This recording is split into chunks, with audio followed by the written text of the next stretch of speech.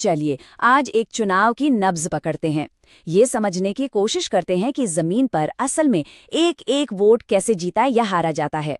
और इसके लिए हम चलेंगे उत्तर प्रदेश के भदोही, जहां का जनादेश हमें सियासत की बहुत ही गहरी समझ देता है।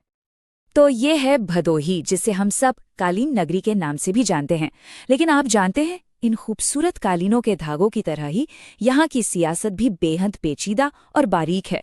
ये सिर्फ एक शहर नहीं है, बल्कि एक ऐसा राजनीतिक चौराहा है जहाँ कई रास्ते आकर मिलते हैं और उलझते हैं।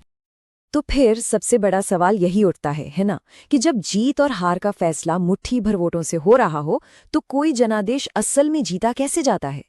आइए इस पूरी प्रक्रिया की एक एक परत को खोलकर देखते हैं। देखिए, किसी भी आंकड़े पर जाने से पहले जमीन की हकीकत को समझना बहुत जरूरी है। वहां के लोगों की असली चिंताएं क्या हैं? सबसे पहले दम तोड़ता कालीन उद्योग, जिससे नौकरियां लगातार खत्म हो रही हैं। फिर युवाओं में बढ़ती बेरोजगारी, गांव में खराब सड़कें और बिजली की समस्या तो है ही। अस्पतालों में भारी भीड़ और सरकारी योजनाओं का लाभ मिलने में जो दिक्कतें आती हैं, वो अलग। असल में यही वो मुद्दे हैं जो हर चुनाव का रुख तय करते हैं। तो चलिए अब जरा आंकड़ों की दुनिया में चलते हैं। 2022 के चुनाव नतीजों पर एक नजर डालते हैं, जिसने इस विधानसभा सीट को सचमुच तलवार की धार पर लाकर खड़ा कर दिया था। भदोही में कुल मतदाताओं की संख्या है 4,29,201। सोचिए, इतने लोगों के हाथ में है सत्ता की चाबी, और इन्हीं का फैसला आखिरी होता है। लेकिन और यही बात सबसे अहम है, 2022 में इनमें से सिर्फ 58.33% लोगों ने ही वोट डाला। इसका सीधा सीधा मतलब ये है कि लगभग 42% मतदाता तो वोट देने आए ही नहीं। ये आंकड़ा अपने आप में एक बहुत बड़ी कहानी कह रहा है। अब जो वोट पड़े, जरा उनका बंटवारा देखिए। समाजवादी पार्टी को मिले 40.24% वोट और भारतीय जनता पार्टी को 38.29%। मतलब मुकाबला इतना कड़ा था, इतना करीबी। और ये है वो नंबर जिसने सब कुछ तय कर दिया। 4,885। जी हाँ, सिर्फ इतने वोटों ने हार जीत का फैसला किया। अगर आप देखें तो ये डाले गए कुल वोटों का महज 1.95% है। बहुत ही मामूली अंतर। भदोही की सियासत को अगर ठीक से समझना है, तो यहाँ के सामाजिक ताने बाने को समझना होगा। यहाँ की आबादी में लगभग 22% अनुसूचित जाति और करीब 13% मुस्लिम हैं। इनके अलावा बिंद, ओबीसी, यादव और ब्राह्मण समुदाय के भी बड़े वोट बैंक हैं। यहीं पर हमारे संवैधानिक मूल्य हमें याद आते हैं। हर व्यक्ति की गरिमा का सम्मान करना और जिम्मेदारी के साथ अपनी बात रखना, ताकि चुनावी विमर्श समाज को तोड़े नहीं बल्कि जोड़े। तो चलिए अब इस स्विंग सीट की बनावट को थोड़ा और गहराई से समझते हैं कि आखिर भदोही में सत्ता किसी की जागीर क्यों नहीं है। क्यों ये बस कुछ वक्त के लिए उधार पर मिलती है। और ये जो मामूली अंतर है ना, ये कोई एक बार की बात नहीं है। 2022 में सपा 4,885 वोटों से जीती, तो वहीं 2017 में यही सीट बीजेपी ने सिर्फ 1,105 वोटों के फर्क से जीती थी। मतलब यहाँ जीत हमेशा से ही बाल बराबर के अंतर से तय होती रही है।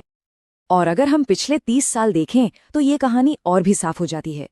देखिए, 1996 में बीजेपी सिर्फ 791 वोटों से जीती। फिर 2002 और 2012 में सपा आराम से जीत गई। 2017 में बीजेपी ने सीट पलट दी और 2022 में सपा ने फिर से वापसी कर ली। इससे एक बात तो बिल्कुल जाहिर है कि यहाँ के मतदाता की वफादारी किसी एक पार्टी से बंधी हुई नहीं है। और ये हमें इस सबसे अहम सच्चाई पर लाता है।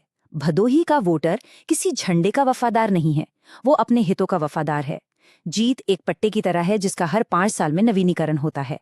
इसका मतलब साफ है, सरकार विरोधी लहर एक बहुत बड़ी ताकत है और यहाँ के स्थानीय मुद्दे अक्सर राष्ट्रीय लहर पर भारी पड़ जाते हैं। ठीक है, तो अब तक हमने इस समस्या को समझा, आंकड़ों को देखा, मुद्दों को जाना।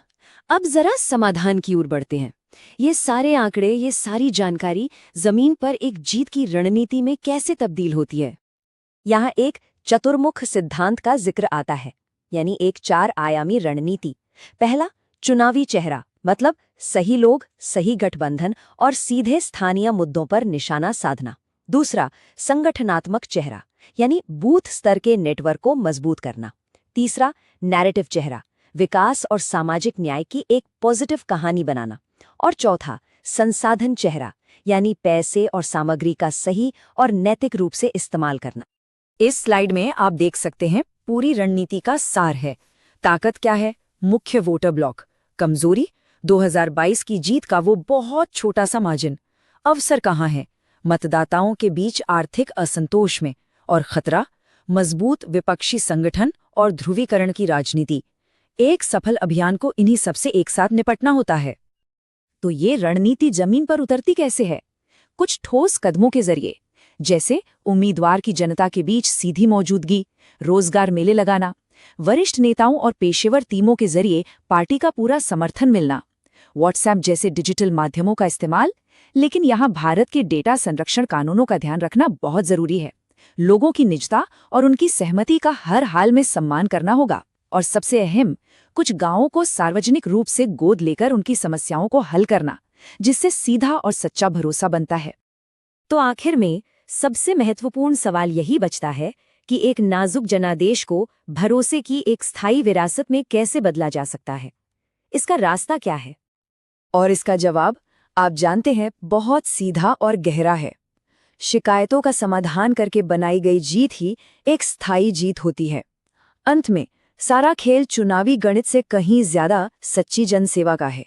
जनादेश का असली सम्मान उन मुद्दों को हल करने में है जो लोगों की जिंदगी पर सीधे असर डालते हैं, न कि सिर्फ चुनाव जीतने में।